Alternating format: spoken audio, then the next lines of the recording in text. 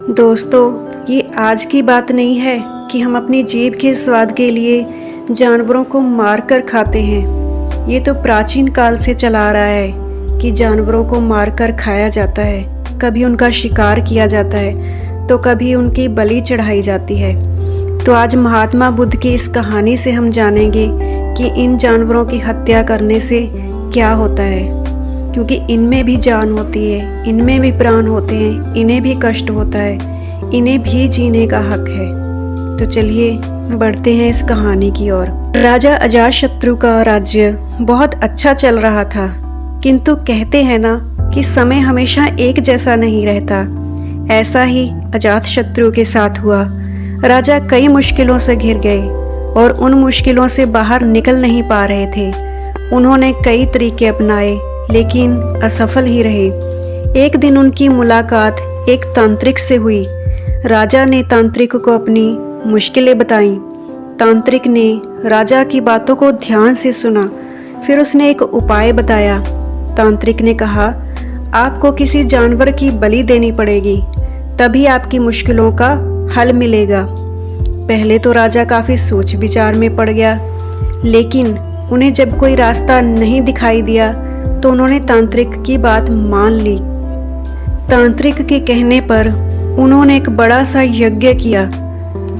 पशुओं को मैदान में बलि देने के लिए बांध दिया गया, लेकिन संयोगवश उस समय महात्मा बुद्ध राजा के नगर में पहुंचे। वे उसी स्थान से गुजर रहे थे जहां पर राजा ने यज्ञ करवाया था। महात्मा बुद्ध ने जब देखा कि निर्दोष जानवरों की बलि दी जाने वाली है तो वे राजा के पास गए और बोले, राजन, आप इन निर्दोष जानवरों को क्यों मारने जा रहे हो? राजा बोले, महात्मा जी, मैं इन्हें मारने नहीं बल्कि राज्य के कल्याण के लिए इनकी बलि देने जा रहा हूँ, जिससे सारे राज्य का कल्याण होगा। महात्मा बुद्ध बोले, क्या किसी निर्दोष जीव की बलि देने से किसी का भी भला हो सकता है? थोड़ा सा रुककर महात्मा बुद्ध ने जमीन से एक तिनका उठाया और राजा को देते हुए बोले, इसे तोड़कर दिखाएं। राजा ने तिनके के 2 टुकड़े कर दिए। बुद्ध बोले, अब इसे दोबारा जोड़कर दिखाएं। राजा बोले, महात्मा जी, यह आप कैसी बातें कर रहे हैं? इसे तो अब कोई भी नहीं जोड़ सकता।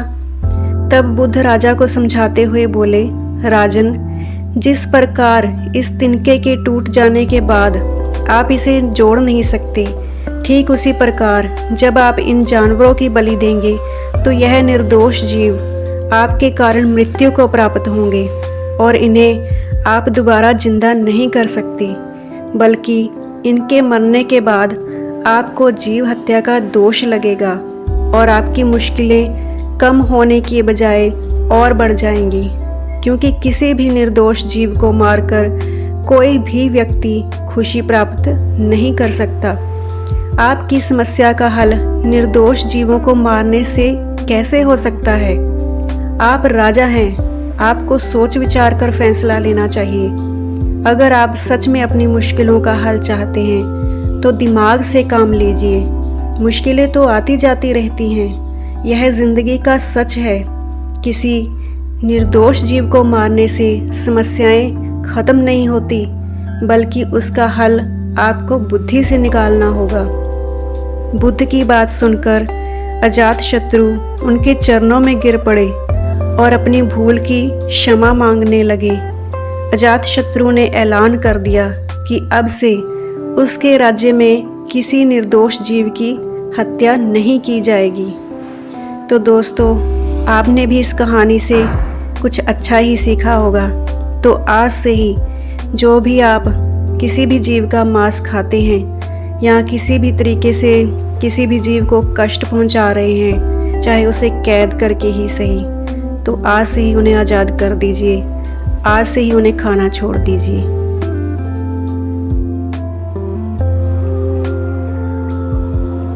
तो आज की महात्मा बुद्ध की कहानी आपको कैसी लगी, मुझे कमेंट सेक्शन में ज़रूर बताइएगा।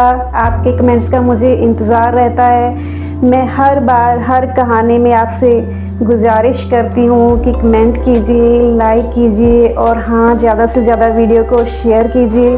तो आपसे यही उम्मीद रखती हूँ कि आप शेयर ज़रूर करेंगे। तो मिलते हैं नेक्स्ट वीडियो में, तब तक के लिए धन्यवाद।